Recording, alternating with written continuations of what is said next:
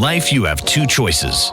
You can build a lifestyle or you can live a bullshit life, but you can't do both. Welcome to the Freedom Lifestyle Experience, where we focus on building the lifestyle you want. And now here's your host, Michael Burns.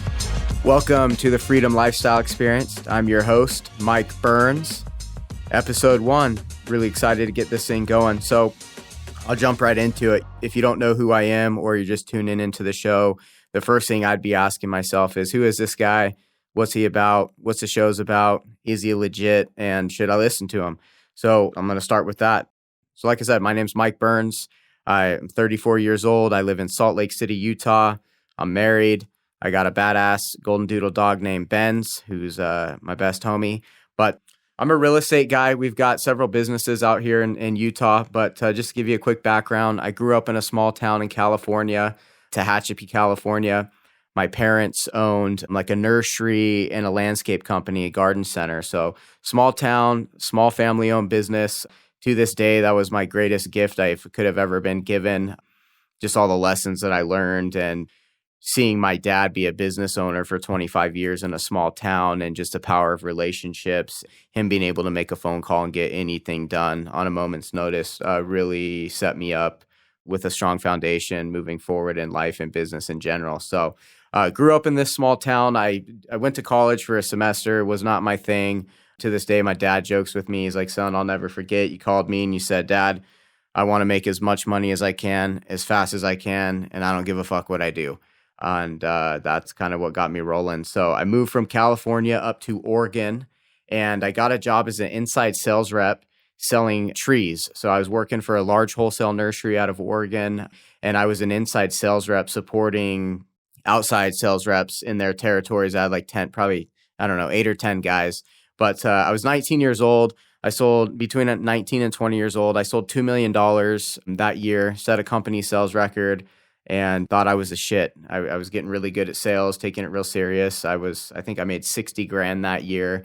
Make $60,000 and you're setting company sales records and you're like 20 years old. That'll give you a little confidence, probably some inflated confidence. So I wasn't going to get a territory with that company. Guys who were in territories pretty much died in their territories. So I decided to go out on my own as a broker. So I made a deal with a nursery in Oregon, big nursery. They had about 800 acres and a ton of different stuff that they grew and sold. So I got exclusive rights in British Columbia and Alberta, Canada, Montana, Idaho, Wyoming, Oklahoma, Utah, northern Texas, and pretty much the West. So I had exclusive rights to sell this guy's material. I was a 1099 sales rep, commission only. I was able to negotiate a $3,000 a month draw, and I had to pay my own way for everything. So I moved out to Utah with my brother, and I hit the road. So I spent about enough days to fill 6 months on the calendar out of the year traveling. And I'd get in my car and I'd bounce for like a week, 2 weeks at a time. And I would just go to city in my territory, cold calling nurseries, literally sleeping in my car. If I was stayed at Super 8, that was an upgrade for the night, staying at the cheapest hotels that I could find and just trying to figure it out. I didn't start with a customer base, so I was literally started at zero, just a bunch of ambition and opportunity and a good product to sell. So I would show up at these unannounced cold call at these garden centers and nurseries, and I'd ask for the owner or the manager, and if they had 5 minutes.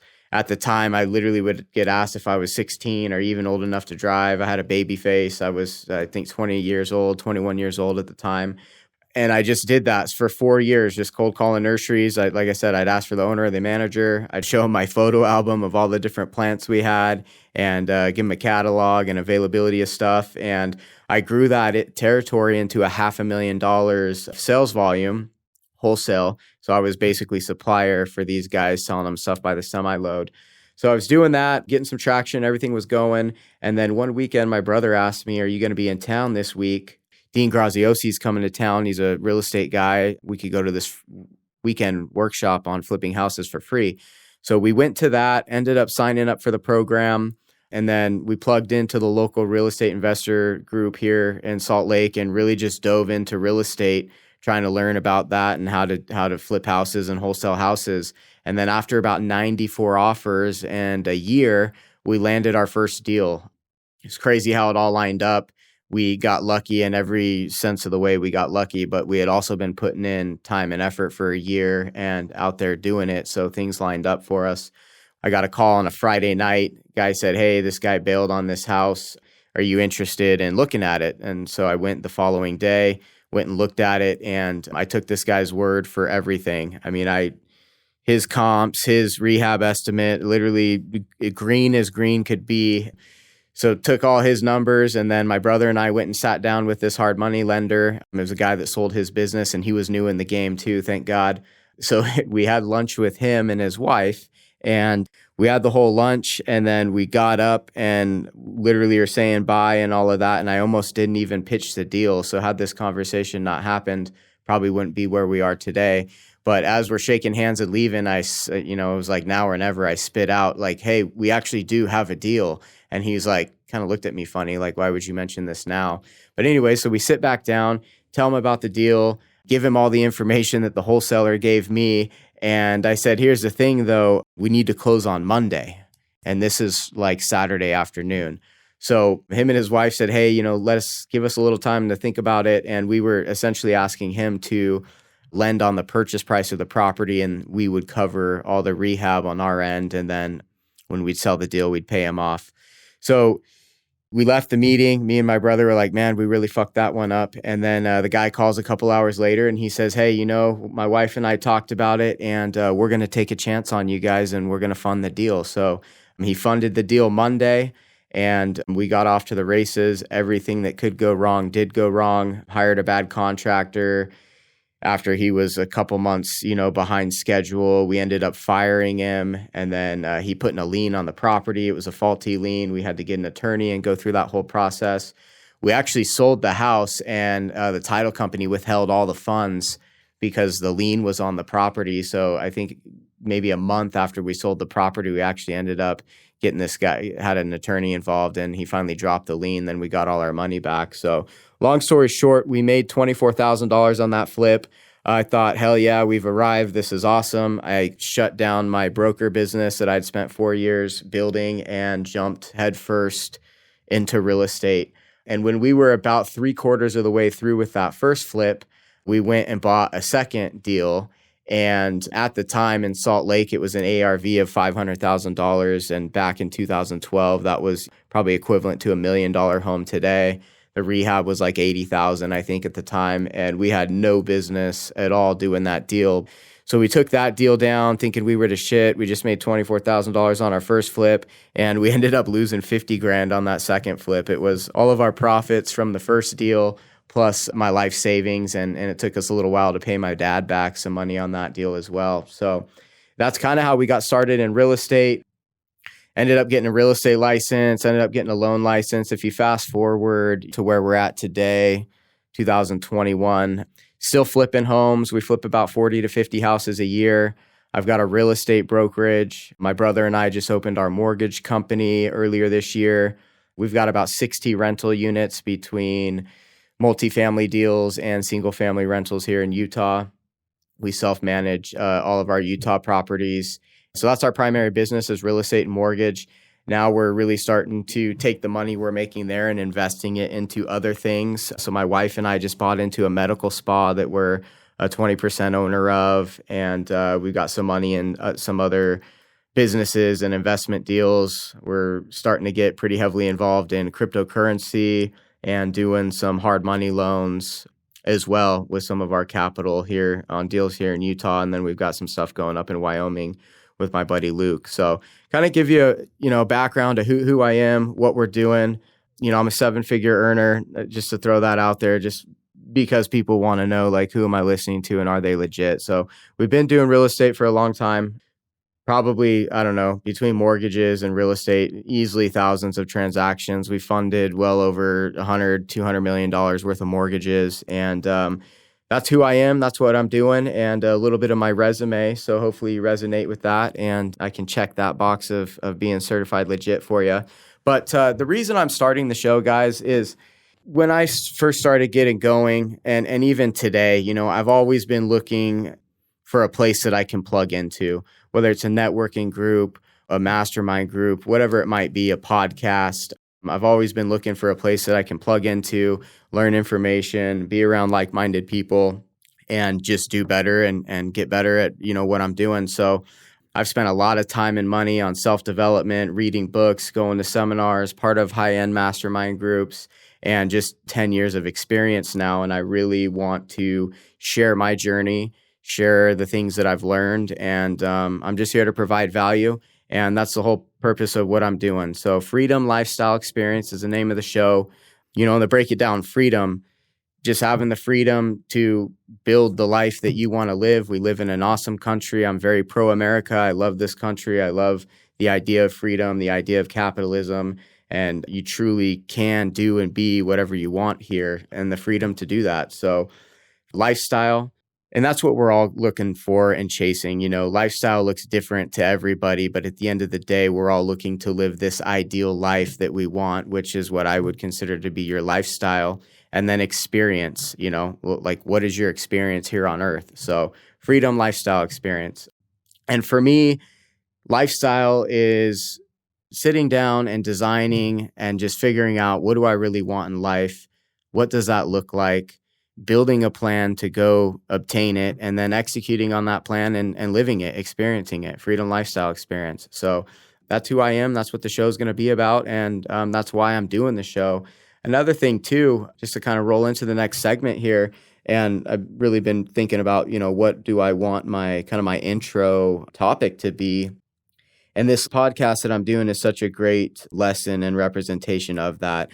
But I think when it comes to lifestyle, whether it's, making more money, creating a business, getting in better shape, having a better marriage, finding a boyfriend, a girlfriend, a wife, a husband, whatever it might be, taking that vacation, buying that nice watch, just all the different things that we want in lifestyle.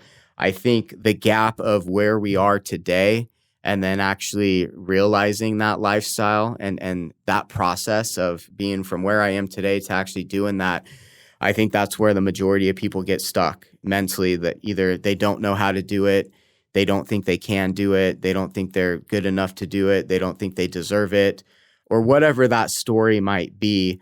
But the space of where you're at to where you want to be. And this episode 1 is a really good example of that. You got to be willing to suck at something to get it or to get good at it. And this episode, when I look back at this, I'm probably going to be like, man, that was terrible. But you got to be willing to suck. You got to be willing to start. And that's really part of what I want to talk about in this first episode. And really where we're going to start is you got to acknowledge where you're at and really identify where you want to be. And then we can come up with a plan to get there and executing on that. But again, so through this show, I want to talk about all the different pillars of life and a lifestyle. So money and business, I'm super passionate about that. I love money. I love business. I love doing deals. I'm a real estate guy, so we're probably going to talk about a lot of real estate stuff with a sales background. Another thing that's important is relationships, whether it's a relationship with your spouse, your boyfriend, your girlfriend, relationship with yourself, relationship with family, relationship with your friends and your associates. Your environment also is a really big deal. Who are you spending your time around and what type of environment are you putting yourself in? Self-development. I'm where I'm at because of self-development, and I'm going to be where I'm going because self-development is a huge part of that journey. They say if you're not growing, you're dying, and that really is the truth.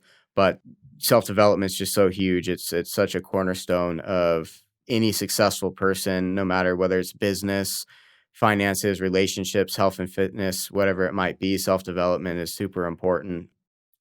Health and fitness.